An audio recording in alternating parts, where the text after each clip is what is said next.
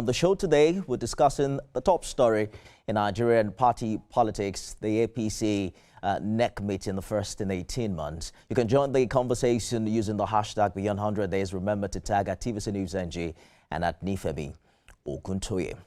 Well, as opposition parties begin to put their houses in order to galvanize political capital ahead of the 2027 elections, the National Working Committee of the All Progressives Congress held its National Executive Committee meeting earlier today in Abuja. The NEC meeting had President Bola Tinubu, Vice President Kashim Shettima, governors of the APC and party leaders in attendance. President Tinubu assured Nigerians his government will continue to improve on ways to improve the economy and boost food security in Nigeria. National Chairman of the party, Abdullahi Ganduje, also briefed the delegates on activities of the party as well as plans to reconcile aggrieved members of the APC. Your Excellencies, in fulfillment of our promise of taking the party to the grassroots, the National Working Committee introduced a new people-centered approach to campaign administration. Instead of the usual practice of inaugurating national campaign governorship councils for states in Abuja, the campaign councils are inaugurated in the affected states to allow for more and greater participation by party members and other stakeholders in their respective states. Your Excellency, we have also embarked on massive reconciliation of agreed party members, and this move is gradually yielding desired positive results for the party. Through dialogue, we have initiated high-level discussions among party leaders and other stakeholders with a view to resolve lingering differences between our members. Meanwhile, President Bola Tinubu received an overwhelming vote of confidence from members of the governing party. The seal of approval for the president's leadership and policy reforms came at the National Caucus meeting of the APC, which held yesterday. President Tinubu says he's pleased with the feedback he's getting across the country about the improvement in the security situation and the welfare of Nigerians, particularly farmers who are beginning to get increased yields. The president assured his party that he remains committed to implementing the progressive manifesto that earned the APC a majority vote in the last presidential election. Our strategic repositioning requires us to build on our sources and project a forward-looking agenda that resonates with the hopes and aspirations of Nigerians.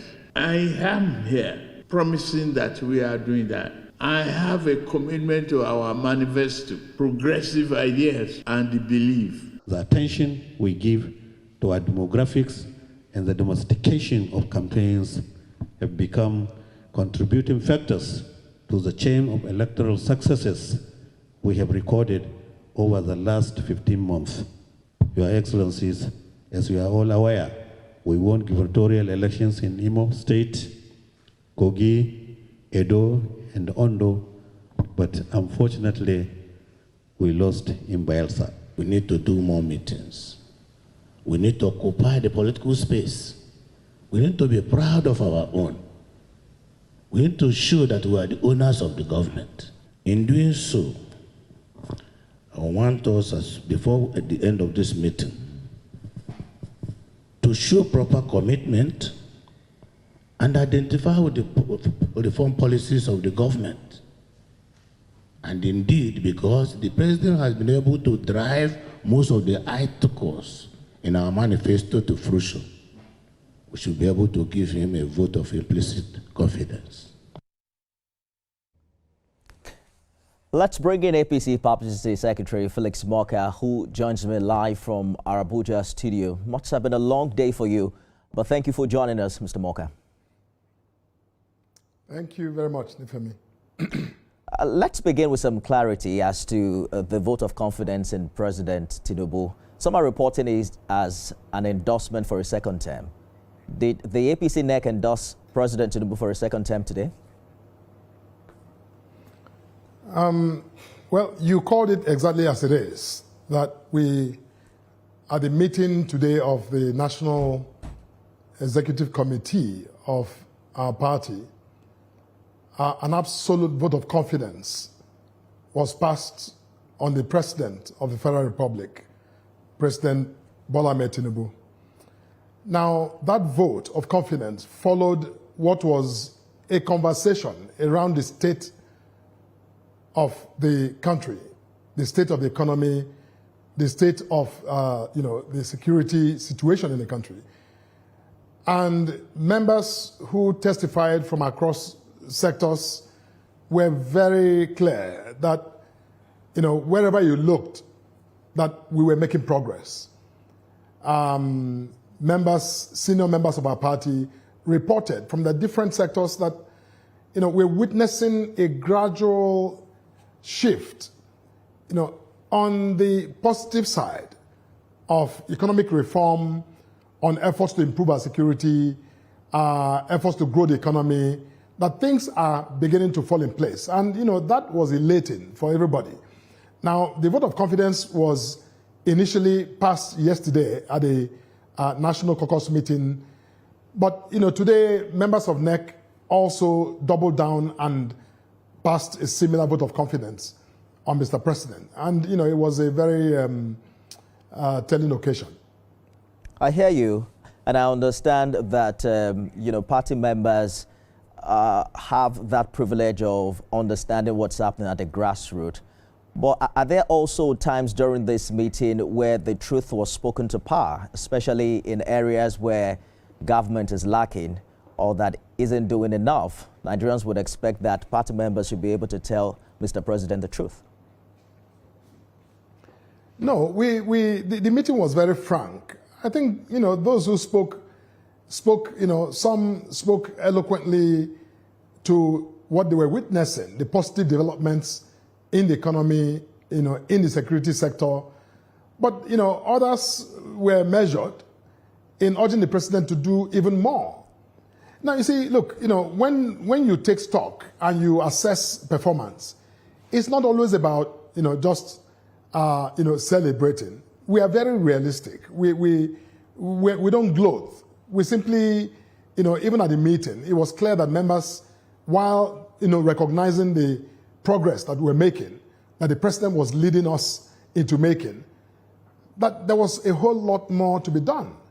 The president himself, in his remarks, acknowledged that, he was not resting on his oars, but rather that he was going to double his efforts to ensure that, progress becomes even more self-evident. So, it was a very realistic assessment of the situation. But, having said that, we must also acknowledge that things are indeed, turning the corner. If you look at, our food prices, they're going down. Everyone recognizes that. Even the price of fuel is, improving because our naira is strengthening. They're going down, Mr. Morka. Our balance of payments. Going down is relative to where it was before the commencement of this administration. That's what Nigerians are probably going to be more concerned about, Mr. Morka. No, Nifemi, you see, that's really a false flip and a false comparison. You see, look, you're talking about an economy that was run by dictated, values, dictated, exchange rates, where people just woke up in the morning and declared the, rate of exchange of the naira. That was phantom. We're talking about a realistic market, determined, pricing in the economy. So whatever you see now reflects the value of our currency, reflects the improved levels of productivity, the fact that, we're getting farmers, putting out more produce for people to buy, making it, more affordable than it was just a few months ago. This is an economy that is being repositioned to compete globally, to compete effectively, as an economy that is, in movement, in motion towards growth and sustainable, prosperity. So, let's not, begin to compare today and yesterday.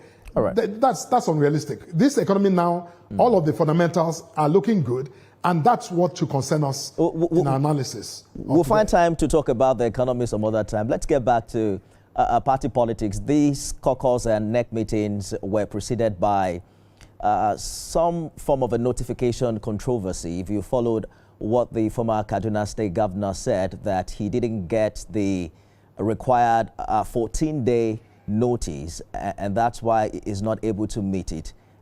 Would you say that participants were duly notified of these meetings? Yes, participants were duly notified of the meetings. If they were not notified properly, we wouldn't have the massive turnout we had today. You know, look, if you refer to El-Rufai is just one individual in the party. You know, and I've listened to some of his, recent commentary.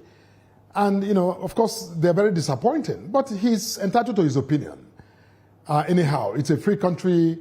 Our party, operates a very progressive philosophy. So we don't chill anyone's right to, free expression. So he's welcome to speak. But obviously, when you listen to El-Rufai, you can tell that he's simply, everything he says, recently is just deep driven. It's about expressing, grievance. And he has a right to express grievance. But after speaking, he should then allow others to speak. And today, the overwhelming majority, almost by consensus, the NEC of our party, and yesterday, of course, the National Caucus of our party, spoke eloquently. And I think that they were satisfied with the progress the party is making, with the progress the government is making. And they are, of course, urging, at all levels, all of our governors, who also, by the way, today, got a vote of confidence voted for them, just as our national chairman did, and the National Working Committee also enjoyed that vote of confidence by NEC.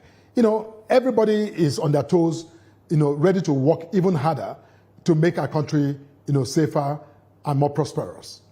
I'd like to get your reaction as to some of the key stories the press is publicizing and telling aftermath the NEC meeting, but the press is reporting notable absentees such as former President Buhari, former Vice President Osinbajo, the former Minister of Transportation Rotimi Amechi, amongst others. Some analysts say the absence of these key figures may fuel speculation about internal discord within the party. How do you react? No, I don't think so. Look, in the history of political parties, I'm not aware that there's ever a time where you have universal attendance. Because, look, let's not forget that, even setting a date for a meeting as important as the National Caucus meeting or the National Executive Committee meeting, it's not easy because you're dealing with the schedule of very busy leaders, of the country and of the party. Having an agreement around a date for any meeting is not, a piece of cake. It takes some work and takes time to, find that, convenient time that everyone or most people can attend. Now, the absence of, those you mentioned, I think should not set off any concern. As I said, they are citizens who are also very busy, who have a life, and, depending on their convenience, they come or they may not come. But today, we had the overwhelming majority of our, NEC members in attendance at the meeting. So I think the absence of a few shouldn't in any way become anything to speculate on,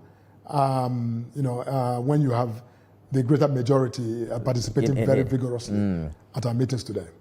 I know that the National Caucus is considered an advisory organ made up of elders of the party. We saw them met yesterday. But give us some clarity as to who was expected or is expected at the NEC meeting, especially when you consider former governors. Are they also expected to be part of the NEC meeting? They are, by our constitution, the governors, 7 governors are members of NEC. And today, there was a massive turnout of our governors. All of the heads of, the branches of government, the Senate and the executive branch led by the president, were in the meeting. Members of the National Working Committee were there. No, I'm asking specifically about former governors. No, former governors are, typically not members of NEC. But by the way, today we had a motion that was moved and adopted, and that resulted in the approval of a committee, a 7-man committee that has now been tasked with the duty to review membership of NEC under our constitution, with a view to expanding the membership of NEC. So that committee is headed by Governor Mai Mala Buni of Yobe. He is leading the committee, 7-man committee, to tinker with this question, to open it up more to more participation. So we're expecting that at the end of the process, hopefully we're going to have even more people included by our constitution as members of NEC. Critics argue that holding the NEC meeting after 18 months violates the APC constitution, which mandates quarterly meetings. What's the party's stance on this issue? Again, people must also realize that NEC is the highest decision-making organ of the party outside of the National Convention. So when we say this, let's be mindful that we're also talking about the same organ that has enormous powers to determine how the Constitution is operated. Now, you may say 18 months. We scheduled the meeting, but we had to postpone. And today's meeting was, in fact, a reschedule of a meeting that was postponed. I mean, there's no institution in the world where postponements are not done. It wasn't as if we were just oblivious of that. We scheduled a meeting sometime last year. I announced the postponement because, all of the required pieces didn't quite come together at the time, and we postponed. Today we've had a meeting. So, I don't think anyone should make any big deal out of it. The meeting was cordial today.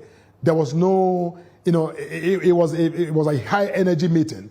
And I think that NEC did exactly what NEC was set up to do. I hear you, but some of your party members, think otherwise. Preceding this meeting, we heard from former governors like El Rufai and Kayode Fayemi expressing frustration about the delayed meeting.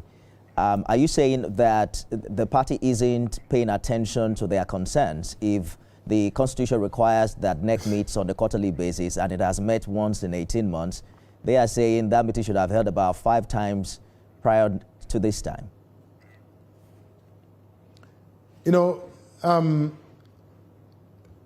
It's interesting you mentioned certain individual, leaders, of the party. Now, none of the members you referenced, I don't recall, citing them at the meeting today.